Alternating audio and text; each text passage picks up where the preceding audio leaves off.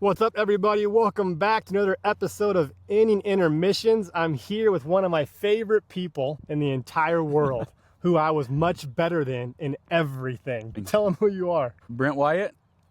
Grew up in Ellensburg, Washington. Had an incredible baseball program when I was there. We really didn't, but they do now, so proud of that. Yeah, played junior college baseball, went on, played Lewis Clark State, won a couple national championships, got drafted, played 5 years with the Tigers. Minor league, played in some big league spring training games. That was fun. Still a big leaguer to me. This guy tossed me a ball one time from the stands with his number on it. I was like, let's go. I'm going to get lucky.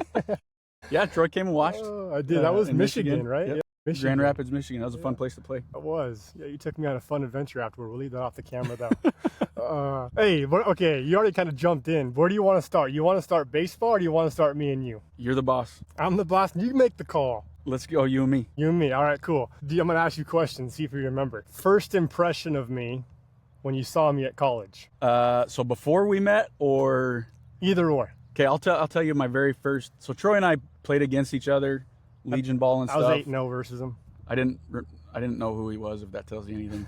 But I get a phone call. This was before my sophomore year at Wenatchee. I get a phone call from your stepmom telling me that you needed a roommate.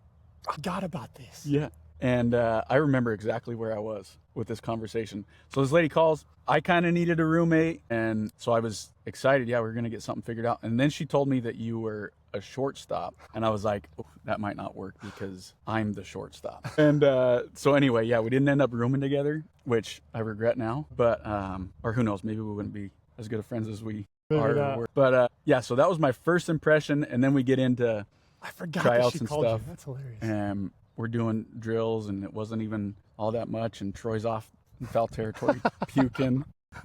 That's true. And he had this nice, long, flowy hair. I did, dude. Sunshine. Yeah.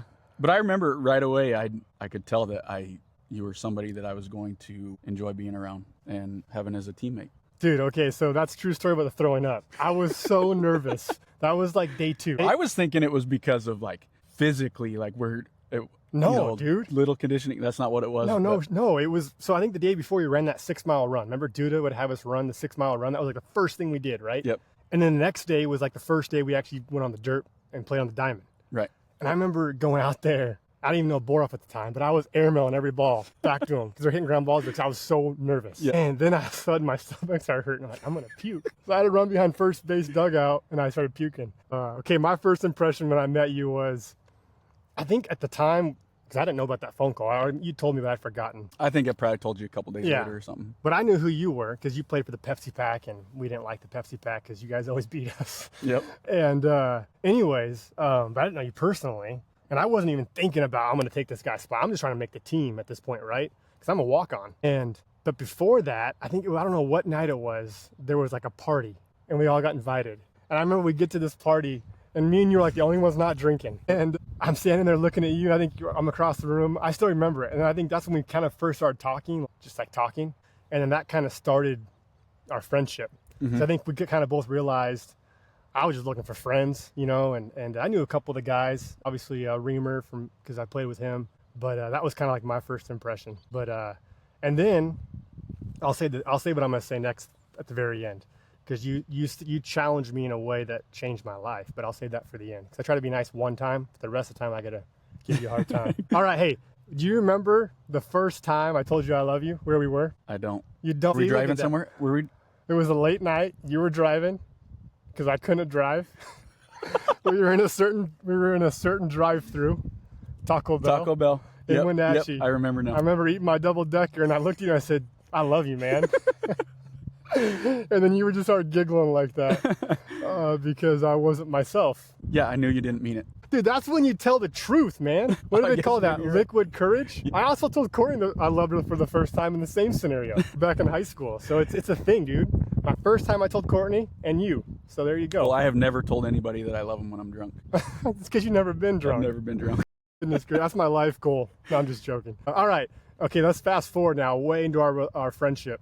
We went on a cruise, and me and you just for fun, right? Well, I was supposed to get married that year. Oh, that's right. And we didn't end up getting married. We are married now, so.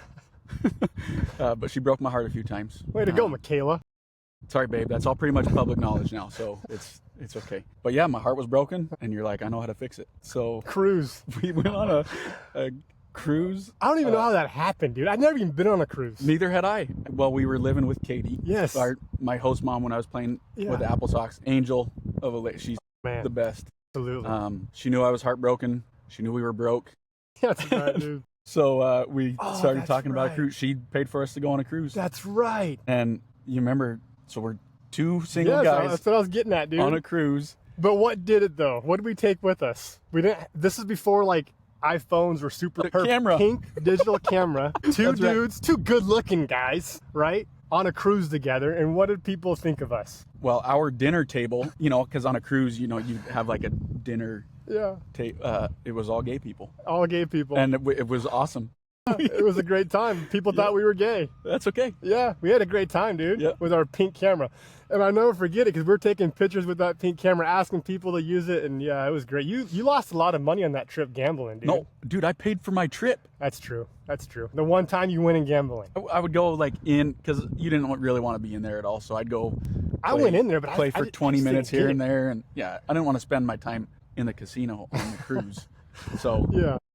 yeah, I think I won. Well, and we got in the room and there's like a $25 chip in the room for us to play That's how they suck because you they're in. trying to Yeah. steal your money. I probably lost it in one hand. I think you probably gave it to me and I turned it into $7,000. It's a good little run if you did that. All right, now fast forward to finally Michaela comes to her senses. You get married, and I get to be your best man or one of your best men. You were my best man. And that was one of the coolest, most special moments for me. That's a big deal. And then finally, Courtney came to her senses years later. I finally What's become. with these women? I don't know, dude. Let's figure it out, would you? My daughters will know better. That's right. We'll teach them differently. But I became bold and beautiful, and she finally fell for me That's all it took. at Lake Chelan That's right. using Katie's cabin. I was there that night. Yeah. Proposed. Yeah, that's right, dude. That's right. That was another fun adventure. And then you got to be my best man, dude, which is very, very special because, going back to playing second base, eventually I got moved to second base because he was better than me, obviously. There was really no debate about it. But I remember that was probably my favorite year of baseball because I got to play middle infield with you, and it was just so fun. And all those boys, right? Brady and Rhino, and there's just so many good guys in that team we got to compete with. But that was a very special time. Any other memories coming to mind? I got one more story I want to share about us. I think I know which one you're going to share. Which one? Another instance that happened in the car Maybe. Go for it. where you sneezed on me. Yeah. Yeah. Yeah. Well, I was going to let you tell that. Okay, well, I'll go back further. So Brent does not like snot. I don't know if that's changed at all. Just, yeah, we're not gay. I don't like your germs all that much. And so I love to sneeze, okay? And anyways, when I sneeze, I just let it all out. I don't hold nothing back.